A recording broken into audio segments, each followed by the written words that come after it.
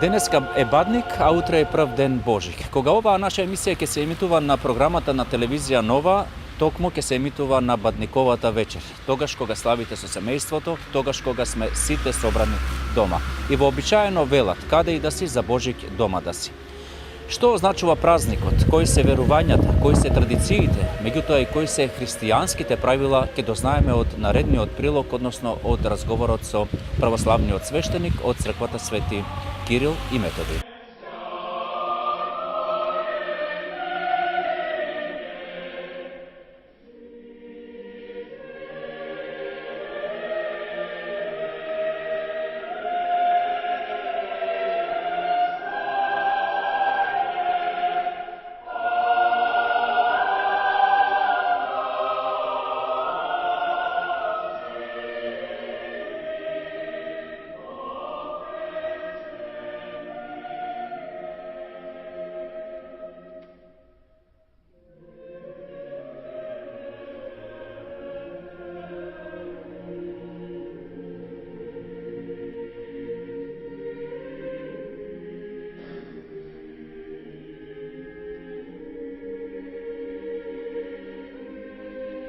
Наоѓаме во црквата Свети Кирил и Методи, разговараме со свештеник Русе Жековски. Оче, прво, благодарам што ни излеговте пресвет и ќе го реализираме ова интервју за прв пат со вас во емисијата од станица до граница. За ваше информирање, нашата емисија постои повеќе од 10 години, со мали прекин, односно мали паузи на програмите на телевизија Нова. Во овој период од неколку минути, 30 на минути, колку што може да присуствувам овде во црквата Свети Кирил и Методи, се соочив со многу новитети. Сакам да ми кажете што се реновира и што се прави во црквата за сите наши верници кои што еве и ќе дојдат и ќе го посетат храмот овие божикни празници. Па добро, најпрво ви се заблагодарувам што одвоите време да не посетите и да дојдете да поразговарате со нас во престрет на радостниот празник Божик. И еве едно обраќање до сите ваши гледачи на вашата емисија. Да, убаво ги поминат празниците што еве ни доаѓа. Сега во контекст на тоа што ме прашавте, значи црквата Свети Кирил и Методи многу пати е реновирана, но со мали делови, но од 2016 година со благослов на нашиот надлежен митрополит Павлодарскиот ангел е започната целосна реконструкција на целата црква. Со тоа што е заменета целата кровна конструкција, ставена е нова кровна конструкција, нови керамиди и почнува внатрешното реновирање. Сега морам да кажам, затоа што црквата Свети Кирил и Методи во Гевгелија никогаш не била фреско живописана внатре, значи ѕидовите никогаш немале фрески, но има големо богатство како храм, како дом Божи во оваа наша општина Гевгелија, што многу генерации собирала во светите тајни венчанија, на светите божествени литургии, на светите тајни крштенија. И тоа морам да го нагласам што црквата се уште ги има богатите, односно иконите кои што беа на стариот иконостас, кои што се дело на Папа Радички и кои што ќе останат во сопственост на храмот, ќе бидат изложени во црковната просторија која што е во спратниот дел, како една галерија да бидат секогаш за веки веков во овој храм. Морам да кажам дека е започната целосна реконструкција, започнат е фреско живопис, кој што се надеваме со Божја помош ќе се заврши во текот на 2020 година, така е предвидено, да целиот храм биде фреско живописан, да ниедно место не биде празно, се да биде со фрески кои што го објаснуваат едноставно христијанство. Потоа, ете како што и сами кажавте, дека видовте дека се забележано е реновирање на храмот, речиси е готов иконостас дрвен, резбан од страна на една резбарска тајфа, семејство од Берово, кој што го работеа 2,5 години и речи си е готов со мали додатности. Мораме да спомнеме дека еве 2011 на овој ден кој што излазите желба да го направиме овој интервју на денот посветен на Светинал Мохридски, 5 јануари, бевте сведок и на донесувањето на 3 нови икони нацртани во манастирот во Слепче Демир Хисарско. Така, ќе ве прекинам, ќе продолжите, тоа можат нашите гледачи исто така да го видат од снимките кои што ги направивме. Повелете, продолжете. Да. Потоа електричната инсталација е целосно променета, обезбедено е грење, ладење за луѓето, нормално во овие простори повеќе е потребно ладење, но сепак подот е сменет, нов под е ставено, во план се да се дополни со нови врати, кои што ќе бидат исто така направени, изрезбани од квалитетно дрво, од орев, влезната порта, па здравје од Бога, со Божја помош, се надеваме понатака во периодите што ни доаѓаат да се фокусираме и во дворот на црквата, за да добиете една целосна обнова храмот во Гевгелија, посветен на светите се словенски и македонски просветители Кирил и Методи, да луѓето кои што доаѓаат се чувствуваат убаво. Па здравје од Бога, понатака планираме и овие простори каде што сме сега тука во овие канцеларии да добијате нов изглед и целосно црквата да биде реновирана. Така, тука сме и да регистрираме се тоа на што ќе го правите, рековте до 2020 година ќе ја финализирате целата работа. Очигледно е, значи, целосна реконструкција на црквата правите. Меѓутоа, јас во овој контекст и во контекст на празниците кои што следат, би сакал уште нешто да прашам.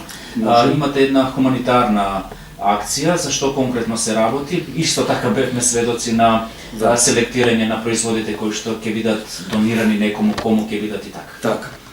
Па, еве втора година поред, со благослов на нашиот владика, организираме една хуманитарна акција која што тече во текот на месецот декември. За таа хуманитарна акција взема учество црквата со дел од производите и по маркетите големи во градот Гевгелија се оставаат празни кутии на почетокот негде на месецот декември. Тие кутии стојат таму и кој колку милува и кој колку сака, купува производ од маркетите, го остава во кутиите соодветно за тоа. И токму денес, од утринските часови по завршување на божествената литургија, завртевме еден круг низ градот Гевгелија, ги прибравме сите тие производи, ставени се во црква, имаме луѓе кои што ни помагаат во таа акција. Како што и сами спомнавте, сведоци бевте на разделување на околу 35, да речам, вреки или пакети, ќе бидат наменети на социјално загрозени семејства. За тоа да бидат на право место, се потрудив во минатите денови да се обратам до Центарот за социјални потреби на општина Гевгелија и ми излега во пресред, ми дала соодветен список на семејства кои што се корисници на социјална помош и кои што го поминуваат месецот потешко од вообичаено, што во овие времења знаеме дека секаде е тешко, но мораме да бидеме свесни дека има семејства кои што им е потребна помош. И затоа во склоп со празникот Божик, да тие семејства го почувствуваат и празникот Божик, го почувствуваат и благословот од Бога, така црквата да на еден начин ги пробуди во нив, ја пробуди радост. Се надевам ќе продолжи во традиција, кажувате 2 години веќе ја организирате оваа акција, така што најверојатно и дури се размислуваме да се воведе така некоја акција кога деновите ќе бидат потопли и повеќе луѓето се движат во план ние, но сепак ќе видиме тоа дали ќе се изврши, дали ќе биде, затоа што добро би било 2 пати годишно да се помага на тие семејства кои што им е потребна помош.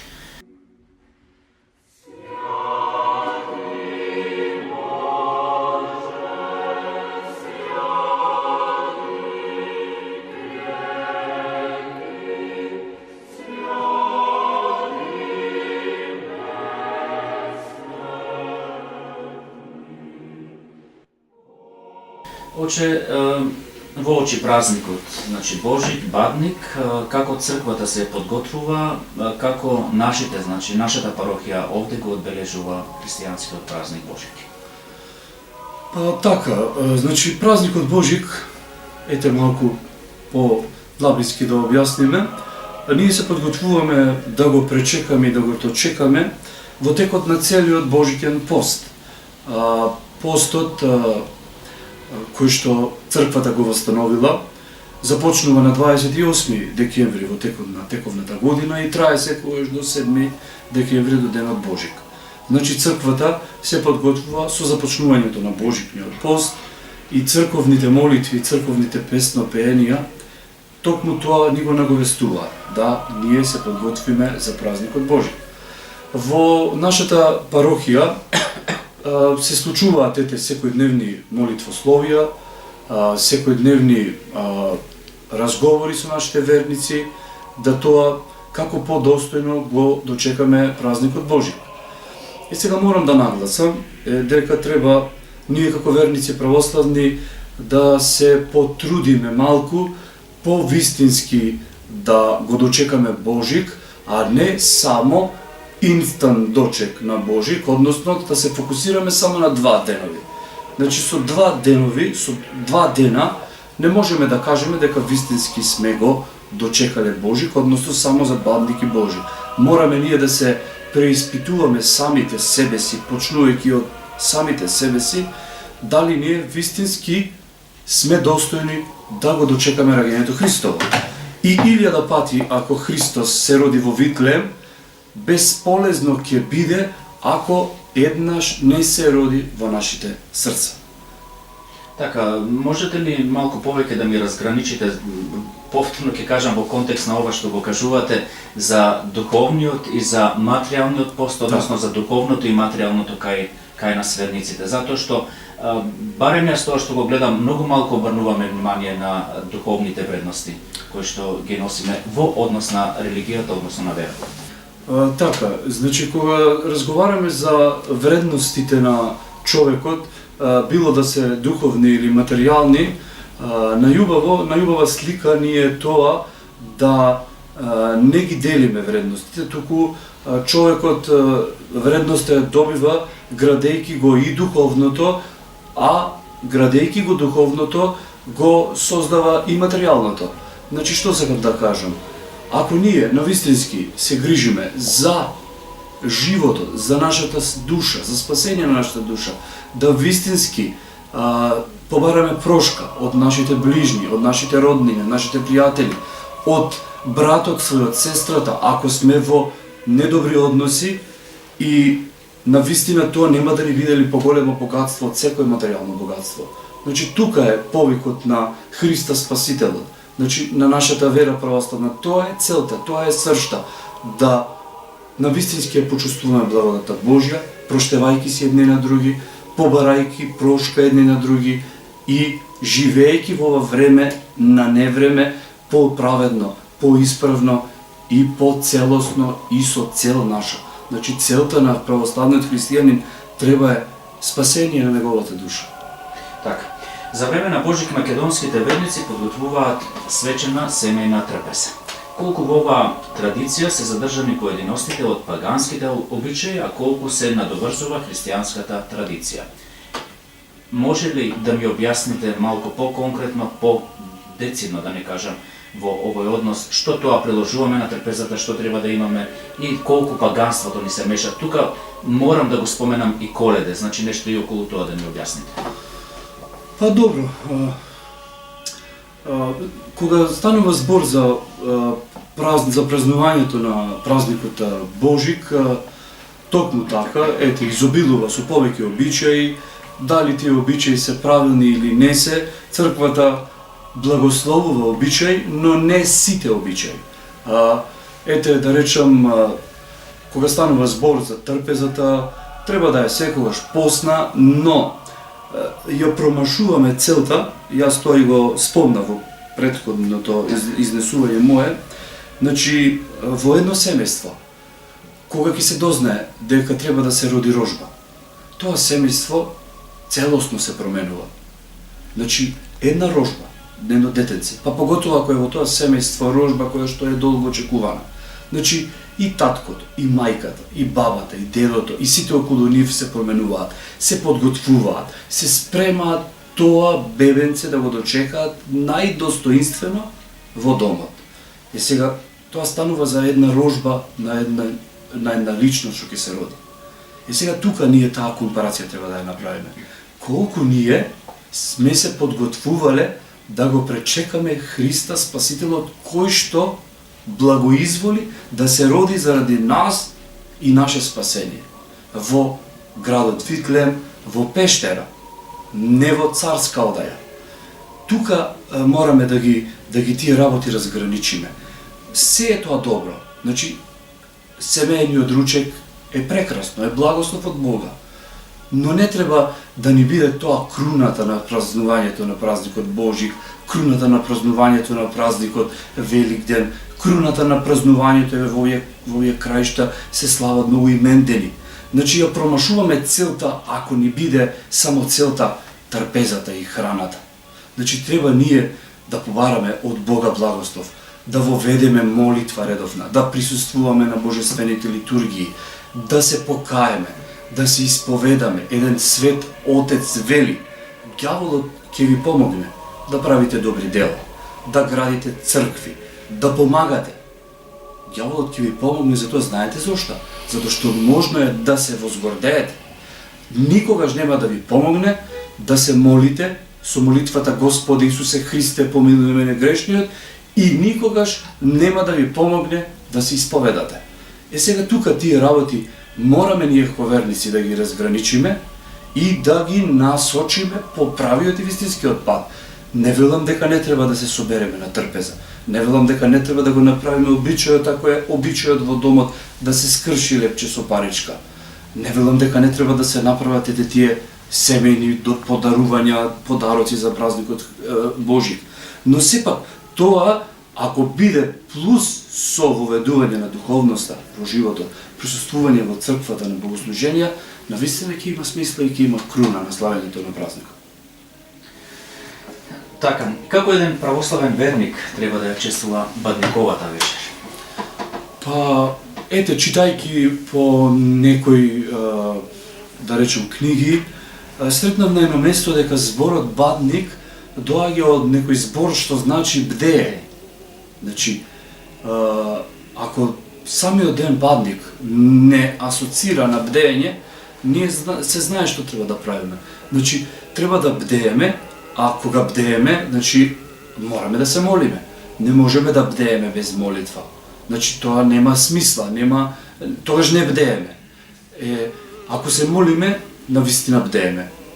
Така треба православниот христијанин да ги подразбере овие празнувања пред Христовото раѓање. Значи, празникот бадник треба навистински да присуствуваме во храмот, на богослужение, да земеме учество, како што спомнав на тоа, да отидеме дома на трпеза, да се прекрстиме, да се помолиме, да му заблагодариме на Бога.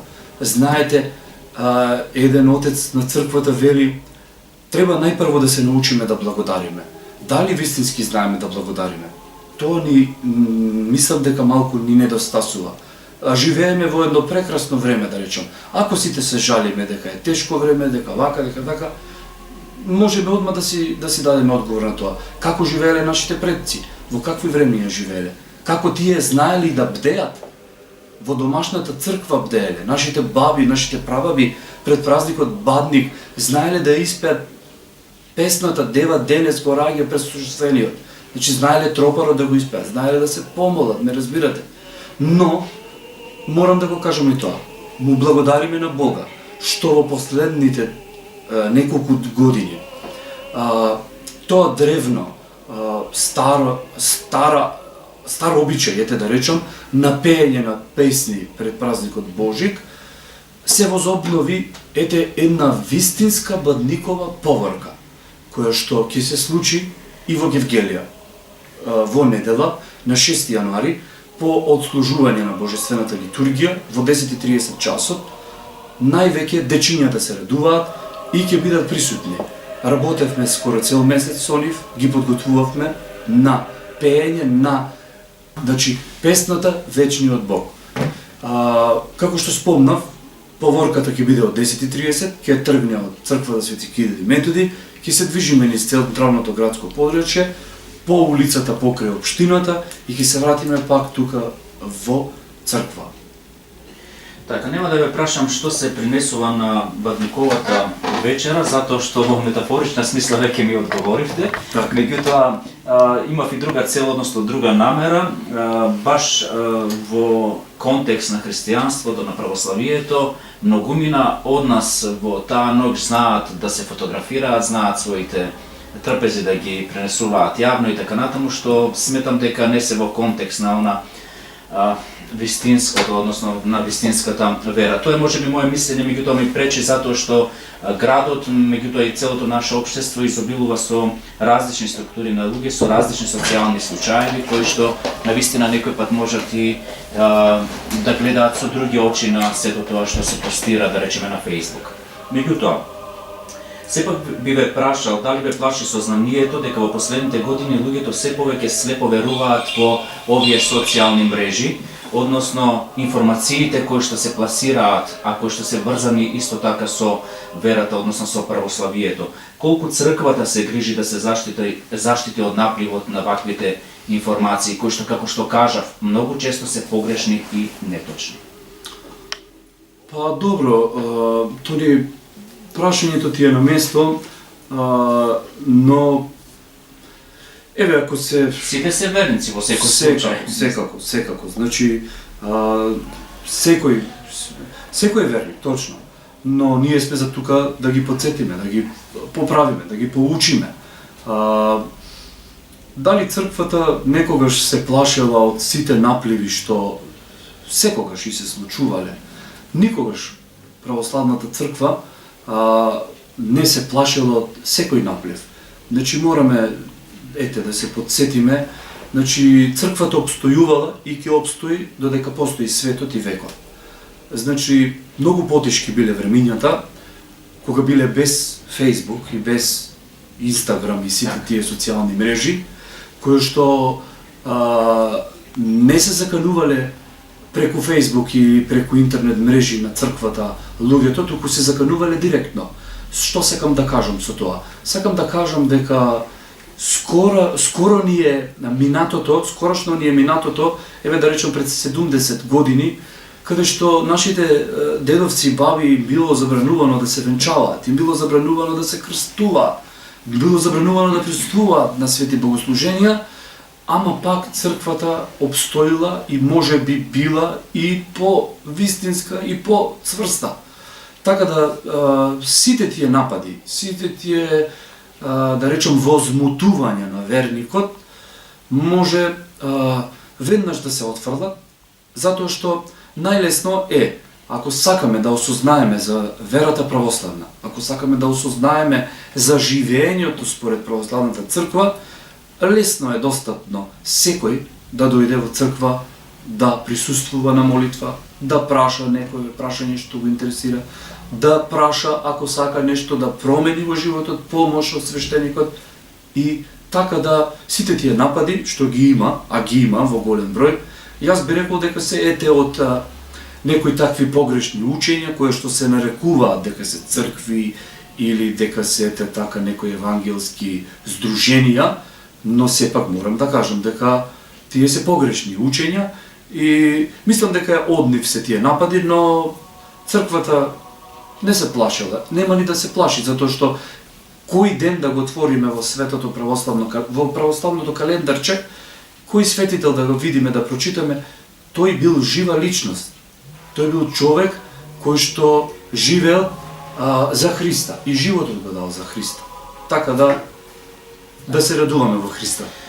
Оче, би сакал да прашам и нешто околу нашите верници гевгеличани, меѓутоа претходно, ако смеам да прашам, колку години сте овде во Гевгелија? Па да, во Гевгелија јас сум од 2007 година, јули месец, но бев тогаш само година и половина во Гевгелија на парохија и од 1 декември 2008 до 10 јули 2017 година бев во Богданци на богослужба и сега тука сум пак година и пол и слава и фала на Бога за тоа, каде што ќе каже нашиот надлежен архиереј, таму ние одиме, таму го проповедаме Словото Божие. Прашувам затоа што ја реков на почетокот, за прв пат сте во нашата емисија, за прв пат водиме разговор и морам да признам сосема ми е пријатен денешниот разговор. Какви се евангеличани како верници? Што забележавте, значи, овие години? Многу прекрасно прашање.